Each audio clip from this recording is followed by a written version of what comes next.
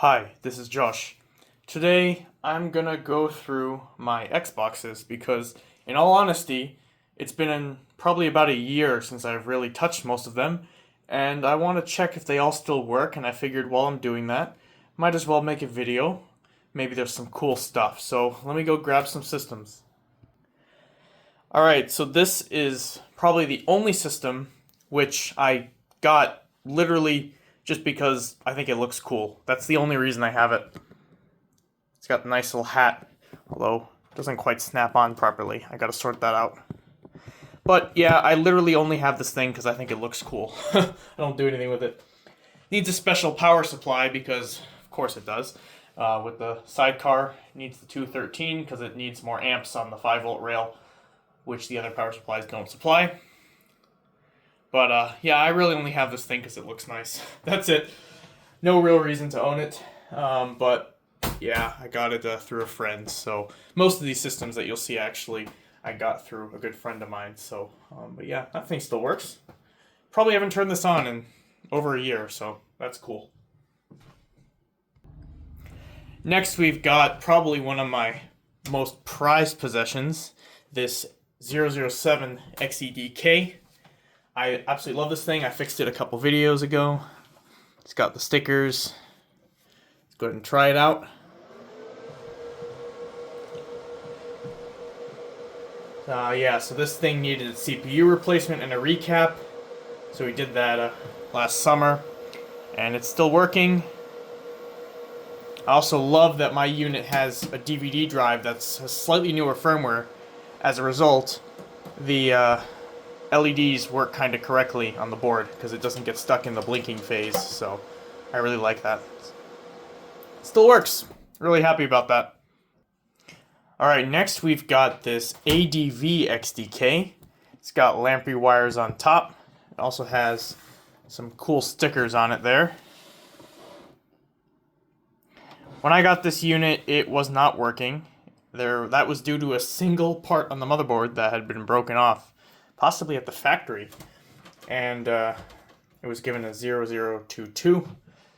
Go ahead and put that component back, and it works just fine now. It's a Jasper motherboard. It's a 1GB prototype. Let's boot it up here. Got that unit in 2023. Oh, that's right. I flipped the ring of light on that. Yeah, that's not original on this unit. Some certain units had a flipped ring of light, but this isn't one of them. I did that. So, but if you look here on the eggshell, there it says 1GB up there. So, cool. Nice little unit. Alright, so this is a Slim. This is actually one of the first units I ever got that wasn't a retail. And it has the lamprey wires coming out of it. I do have a sidecar for this, but I don't have the daughter board, so it's not attached. So I'll go ahead and power this unit on. Now here's a weird thing. The motherboard that's in here says EV1 on it, on a sticker. But that doesn't make any sense, because it's not an EV1 system, or even an EV system at all. It's a completely final motherboard, retail. So I'm not sure why that sticker says that. It makes me think this unit was part of some project that either didn't go anywhere or it's just very early in that. I'm not sure what's going on with that because the board is completely final. So, but it's a 512 megabyte unit. It's not a 1 gig. So, interesting little system. All right, here we've got another Slim. This time in a white case. This is my Trinity Zero Fuse. And this was actually the console that I was looking for the first Slim Zero Fuse CPU on, and ultimately found one from a really sketchy seller that would send you a Zero Fuse, and then if you bought another one from him, he'd send you a retail. So that's, good, right? Blue LEDs on this guy. This is actually one of the few consoles that I actually use regularly. Well, when I'm home from college, that is. And obviously it's a Zero Fuse, so it's running free boot. See, I'm actually not sure if it's got Aurora on it or not, or even if it has a hard drive in it. No, it doesn't. So I took the hard drive out. Not sure where the hard drive is, but I have used this system to actually, as an Xbox. So nice little system. And now for something sad. This is my xenon. And this is actually a very interesting unit because it has a funny backstory. I bought this unit for $10 on eBay back in 2020. And it's actually a 2008 refurbished xenon, but it's one of the early 2008 refurbs, which means it has a low TG GPU on it. These systems tend to last pretty decently, and mine only just died in August. I was actually going to bring this system to college with me, and then it died 2 days before I was supposed to leave. It's got this connector out the back that I added for programming the glitch chip because this was one of the XEDK development machines that I developed that hack on. Unfortunately, it's dead now, so it'll probably not even glitch, or it will glitch and then reset.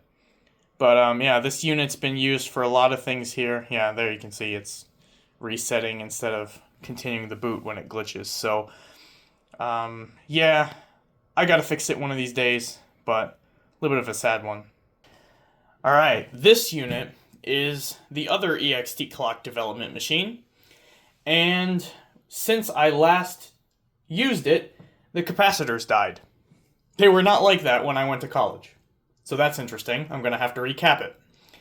This unit also had a dead GPU, however it died pretty early into owning it, so I replaced it with probably the sketchiest looking GPU I've ever seen. I'll put a picture up somewhere here of it. That thing looked so sketchy, but I put it on and it still works, and it's been through hundreds of thermal cycles during XT testing. I have no idea because that, like my other Xenon, is an '08 slightly revised chip, but it's still low TG. So I don't know how that's still working, considering how sketchy that thing looked when I got it. It was a China GPU. But it works, so whatever. It's my console. I don't care. It does need a bad recap. When I went to college, it did not look like that. But we'll sort that out. Got a nice instant boot from XT there, and the system is still working. So yeah. You guys have seen this on my channel a couple times before, but this is the primary machine that XT was developed on, so it still works. Alright, here we got another interesting machine. This is a Jasper EV2C, and this machine was damaged by an idiot at the Microsoft Service Centers.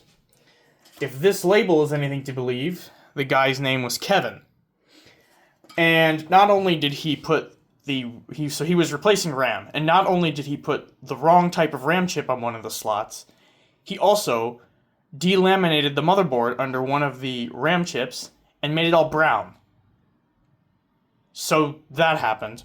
I ended up fixing this system by removing the 8 RAM chips and putting 4 128 megabyte RAM chips on the top of the board only, because the top was fine. The bottom had that damaged BGA, so I left it alone. Now it works. Go ahead, boot it up. As I said, this is an EV2C, so it is not a final Jasper unit. And what's really interesting about this system is the south bridge. It's black, but it's not a PSB. This is actually an XSB south bridge, R0 stepping, with a 64 megabyte NAND. I'll put a picture up of it. Never seen that anywhere else before. Really, really interesting. So at some point, they were doing something like that. I don't have any information about this. The Microsoft engineer I've asked about this doesn't know either, so I have no idea. But very, very interesting EV system. Definitely one of the machines that I prize very much. This system is my Winchester Zero Fuse.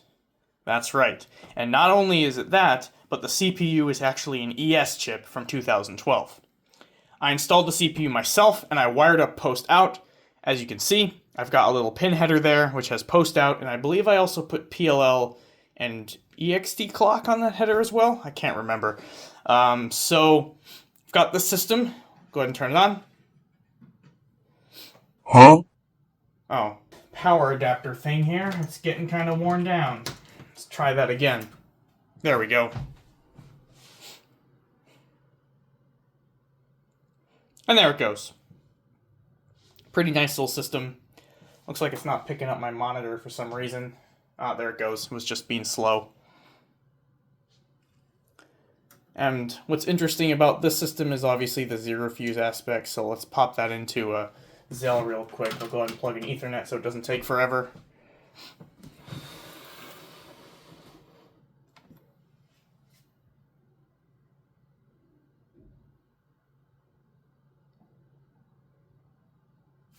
So yeah, pretty nice. I remember when we added that line. So yeah, this is my Winchester zero fuse. Alright, so these are two of my lab consoles. This is a Corona, and this is a Trinity. Now this is not the original Trinity that I showed in my first RGH 1.2 demo. That console died. I replaced it with this one. And these were used for developing the RGH 1.2 method across various glitch chips. This one still has the, what is that, the Stone 1.1, I think, on it. This one just has an HV3 on it. But let's see if these still work. These definitely have not been powered on in years. Alright, let's try the Corona first. That thing still works. Nice. Nothing special about that, just an RGH retail. Let's try the Trinity.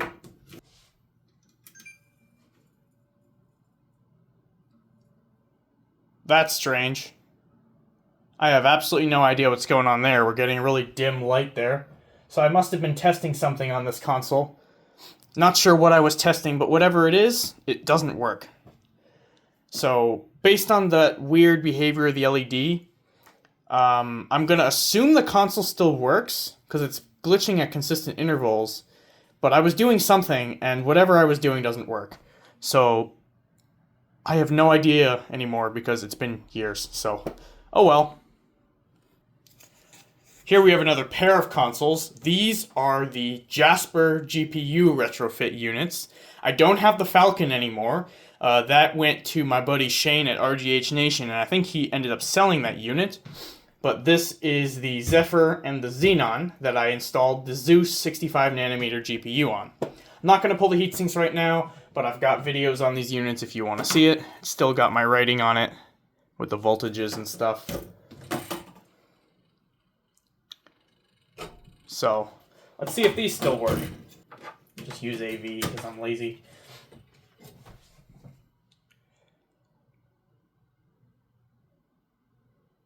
Nice.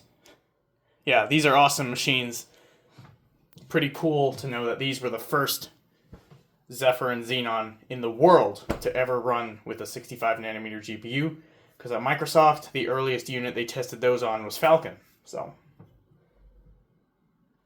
cool. So the Zephyr works. Let's try the Xenon. That one's got LEDs on it. I think it's because of the PCIe rework stuff. Nice. So yeah, those systems are still working, which is awesome. I know those are the wrong color. They should be yellow, but I don't care. This is my 008 unit. It's got the lamprey wires. Now, I did put on this black shroud, however, that's not really supposed to be there. It would have had a white one, apparently. But I had another one of these, so that's what's on there. And, yeah. The system did get new caps, of course, but other than that, it's all original. I didn't have to repair this unit, I don't believe. I think it was working when I got it. There it goes. Not sure what dash this unit's running. Okay, 6719, alright. One of the last blades, I believe, if not the last. So yeah, nice 008. This was 008s are the first with the DD2 CPU directly from the factory. Alright, here we got my 009. This was a dumpster save. Some idiot in China tried to do something with it because there was a bunch of terrible solder joints under the rear ports, but I sorted that out. Got a recap, but other than that, it worked fine. It does have the green wire down there with the resistor, as a lot of these do.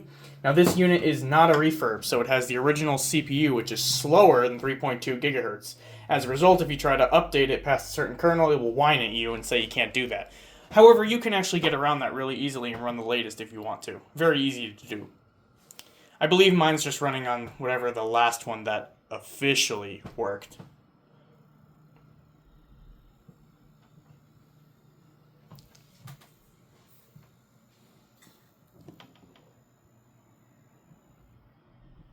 Yeah, you can see pre-release hardware there shown. So yeah, the 009 was pretty much the last revision before the final revision. There is the 010, however, that's actually, so this is Fab J, the 010 is Fab J Prime.